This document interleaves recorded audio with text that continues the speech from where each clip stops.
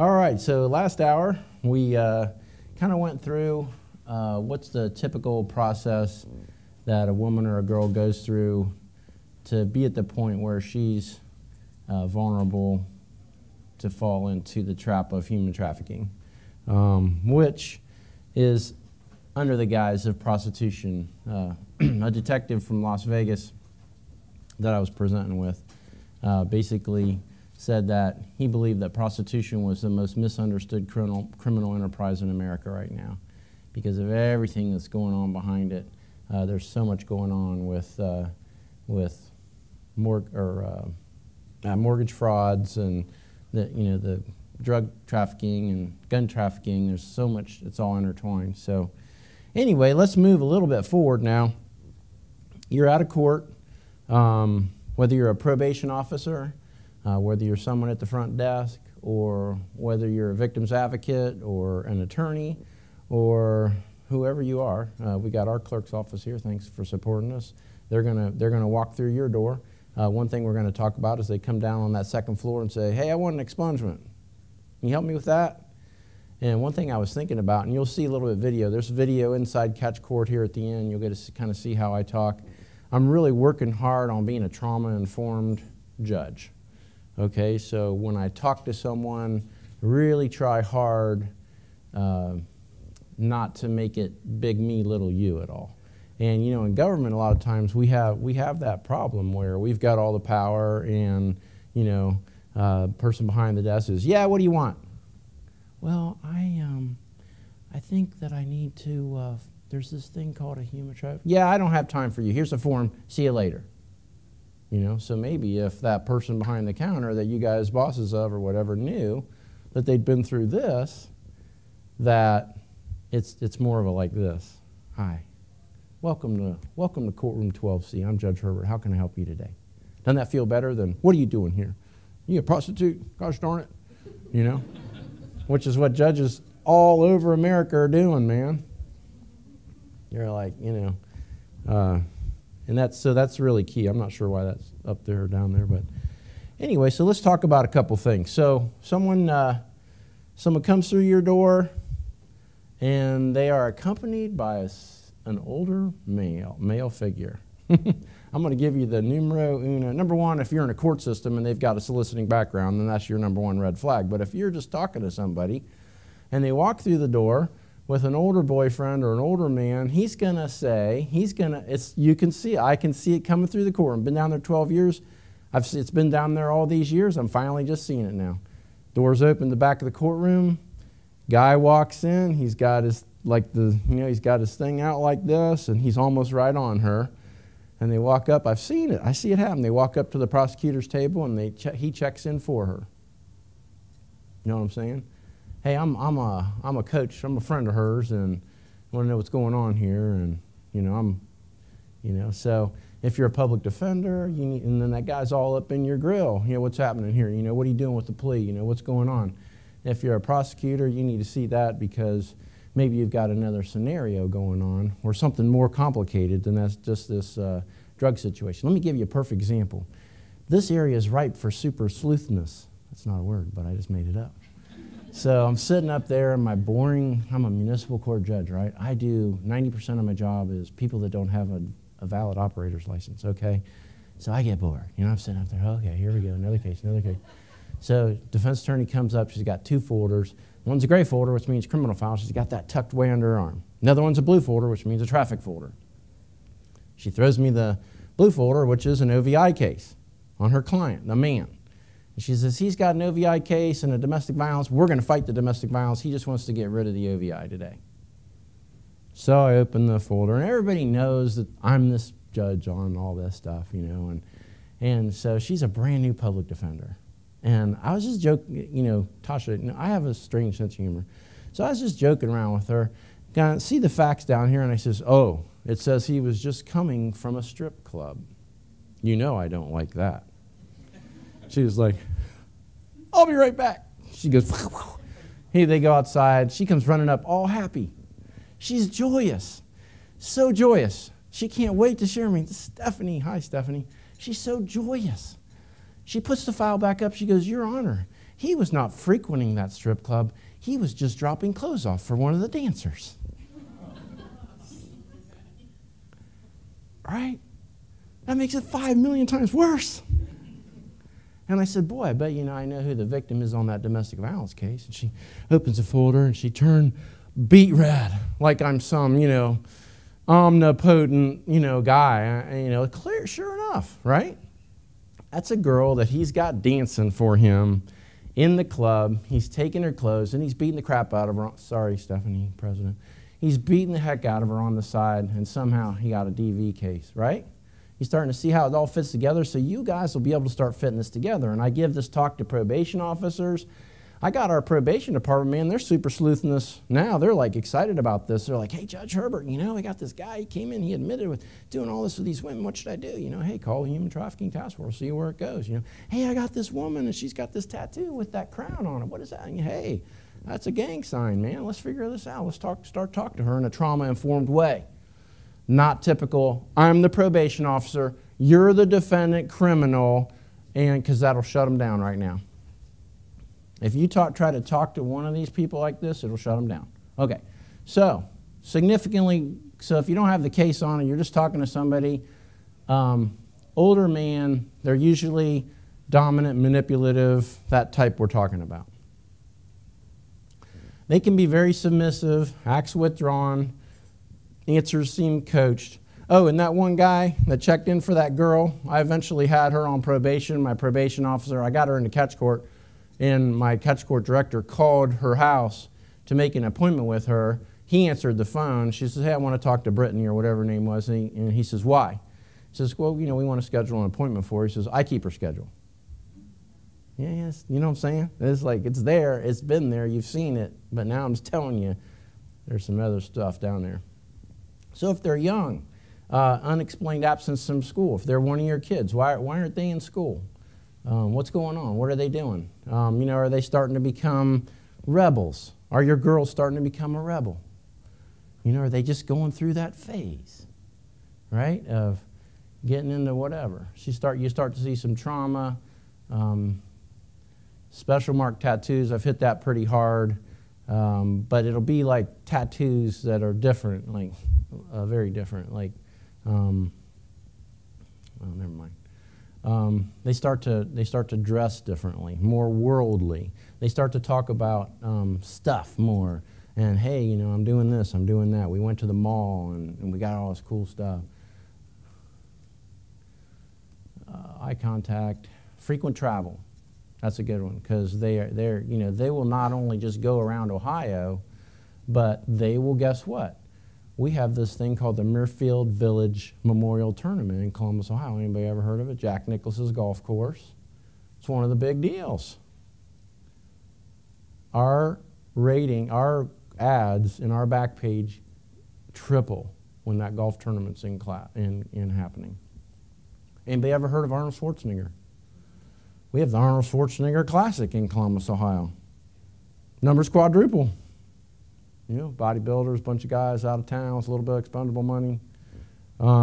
We have some other stuff in Columbus, Ohio, but so is Atlanta here? Anybody from Atlanta? I got this heart for Atlanta. I'm really hoping Atlanta, or Phoenix in January is good. So they will take them out of town. They won't just be running around their state, but they'll take them out for these big events. What's that?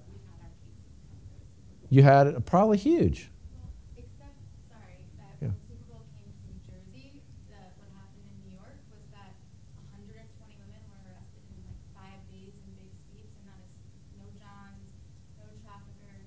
A lot of them were arrested for prostitution, but nobody else was arrested. Yeah. So this is that issue again of like victim-defendant issue, Right. right? Like it's an easy arrest for people, and so they are often still going to be arrested even if there's a heightened awareness of trafficking. Yep. What happened in New York. Yeah. Work in progress. We need better policing. We need better resources for them to figure out what's going on behind just that engaging in sexual activity for hire charge, right? Where's the rest of it? She'll have all sorts of, you'll start to see cutting. I don't have one up there. If you have a young girl, she starts cutting herself, that's a super huge red flag. Super huge red flag. A lot of our girls, you know, you'll see that. Drug addiction, you know, start to get in trouble, right? Oh, this is one. You'll maybe hear her talking to someone else, and she'll mention a sexual situation that you don't even have any idea what the heck she's talking about. Like, and I don't know any of the lingo of any of the modern sexual stuff or whatever, but like one time I heard, you know, I was walking by and somebody was talking about that before my staff kind of shut them down because we really say, hey, you know, in court, that's really not appropriate. But it was something weird. I had no idea what they were talking about. So you may hear them talk about stuff. Now, why they don't come right out and tell you, hey, I'm a human trafficking victim, I need help. It's one we talk about all the time. It's finding them. I'm at the Super Bowl, I'm being human trafficked, I'm being arrested. Why don't I dime out on my trafficker? Why don't I just say, I got brought here from Columbus, Ohio after the Arnold Classic to the Super Bowl, and yeah, little brothers, you know. Well, that's a good one. You just gave me a chill on that one. Well, number one, they may have no idea what's happening to them is even illegal. Remember how they fell in love with them? Can I blow your mind away really quickly? What's the number one motivator for the human trafficker, pimp? Wants to get rich. That's a pretty strong motivator for the human. It's always been there from the beginning of time, right? We want to get rich. What's the only more powerful motivator of the human being than money? Love. And they got this figured out pretty darn good, don't they? Remember, it's not about the money. She just has to be so drunk off of me that she'll do anything. See where I'm going with this? They got it down. So she gets caught. She's in love with him. That's bio dad, you know, baby's daddy. I'm not going to trust the cops because the cops are not trauma informed yet. In Columbus, Ohio, now we bust down an Asian spa. We have a translator there. We have Salvation Army there. We have a safe place for them to go. We have a nurse practitioner. We have all sorts of stuff in place. And then they get to go to a safe place instead of jail. So, you know, this is beginning. I'm just saying, this is beginning. You're on the forefront. 20 years from now, it'll be going. They feel ashamed. Oh, my God. Shame is so amazing. You're going to see a video of some woman just feeling totally shameful, totally worthless, that everyone else is going to reject them except this guy. He accepts me for who I am. But when you look at me, you old white man with a beard, you're going to go like this. And you're going to give me that feel. That's why I so try to do this in court. I so try to just look at you. I just so try to just do this. How can I help you? I'm here for you. I don't do this. You know, and people that just, their radars are up. So you need to be totally just with them as a person. But hate to say this, but some pimps will actually go out and hire police officers to rape their girls. So that sends a massive signal. No, police aren't even there. You go to the hospital now, we're working on this. I don't know if you guys in New York are probably working on this. They get discriminated against in the emergency room. We know you're out there. Yeah, make you wait an hour for your sane kit. Or run your name, and if you have an old warrant for prostitution, you've had women who just been raped, being chained to the hospital bed, and then be taken in because of an old warrant, which is changing. But is that trauma informed? That's like trauma id. Yeah. Okay, so let's keep going. Boyfriend, they honestly believe that the reason they are where they are is because they're a product of all their own choices. I hear this a lot in domestic violence cases.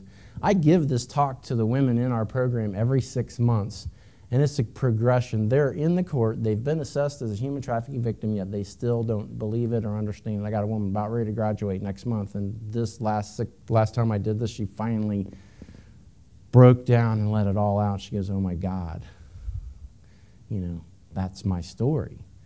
So they are programmed. Let me tell you, it's serious. Who said this? Family. Who said family?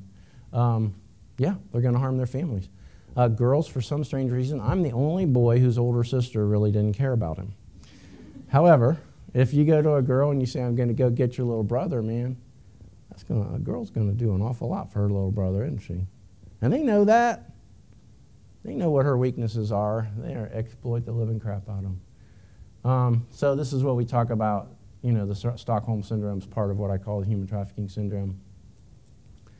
They may see themselves as a loving girlfriend, right? Hey, we're just going through some hard times right now. I got to go out and do some of this stuff right now, but he's painted this picture like it's all going to be better soon.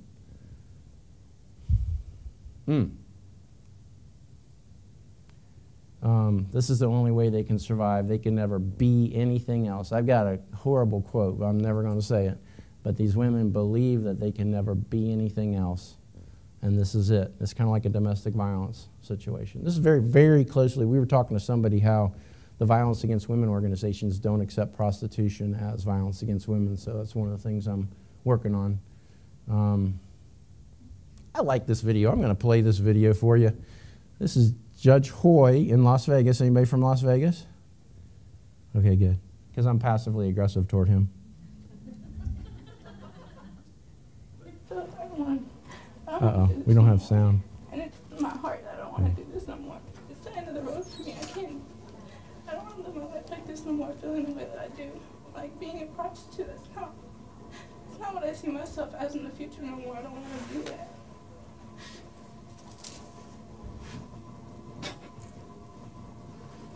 I just want help. I really just want help. Listening to this girl breaks my heart. What can the court do to help her? That's my segue into catch court is now, invented. But I love this because, there she is in one of those, things where we put our, death row inmates in those things, where you got uraniums like that. Now, I'm recovering passive aggressive, but so I was starting to sing and I emailed him 10 times. I'm like, Judge Hoy, I'm starting this program. Call me, talk to me. Come on, at least get back to me. Give me something, nothing. Come on, hey, Judge Hoy, talking about here's some articles I'm thinking about, nothing. Hey, Judge Hoy, it's Paul again from Columbus. Hey, nothing. So I'm just waiting until he comes through, runs a red light, and I got his traffic ticket, right? We'll see. It won't be a no pointer on that one, for God's sake. So anyway, solutions. That was my first solution to the problem. Right? Get it? Revenge. Clint Eastwood. Never mind. So I had some really smart people that I was talking to about this, a mentor and some smart law clerks, and this one young lady went out and did some research and came back with the fact that Sweden in 1999 had this entire thing figured out in 1999. It's called the Swedish model. It was kind of hard for me to tell my wife I was studying a Swedish model, but see, it's tough up here, Stephanie. So anyway, this is what we now call the victim-centered, demand-oriented approach to human trafficking, or to the commercial sex industry. Write that down, you'll sound like you're on the inside. Hey, what did you learn? Hey, I learned about the victim-centered, demand-oriented approach to the commercial sex industry. Let's talk.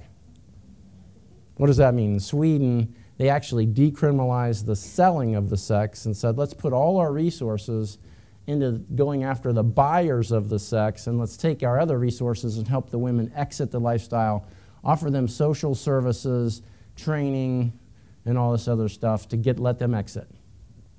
Miraculous results in Sweden in 1999. Currently, this is not being done anywhere in America that I know. However, I read this and I said, well, gosh darn it, I can be there's three things here. There's the exit strategies, there's the demand reduction piece, and then there's all the law. So there's three pods here. I said, I can be this first pod over here. A lot of these women, 1,500 of them come through Columbus every day. Why can't I start the exit strategy right here in Columbus, Ohio? So that's what we did. In 2009, we started Catch Court. Stands for Changing Actions to Change Habits. I thought that would be, because you have to have an acronym number one. Right, and so I thought, you can't go in there and just say, it's the paradigm shifting, special problem solving docket at Columbus, Ohio. You can't do that, right?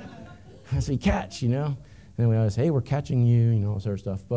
So this stands for Changing Actions to Change Habits, which, hey, a lot of bad habits, so let's put off an old habit, let's put on a new habit, and let's put off an old habit, and, struggling a little bit, so let's work on putting this new habit on, you keep going. It's a process, so it's a 2-year probationary period, we were talking at lunch. I do it the expensive way. I hire staff that works for me full-time every day, which I like better. It does have administrative problems whenever you have staff. The other ways that do it out there are they have it all out of a treatment program. So hey, I'm referring you out to Mary Haven Women's Program. You guys let me know how it turns out, you know. This is pretty cool. I wish I had time to tell you all these stories. We're 50-50 city and county, so it's all government. So, short answer. So it's a 2-year intensive probation to help women.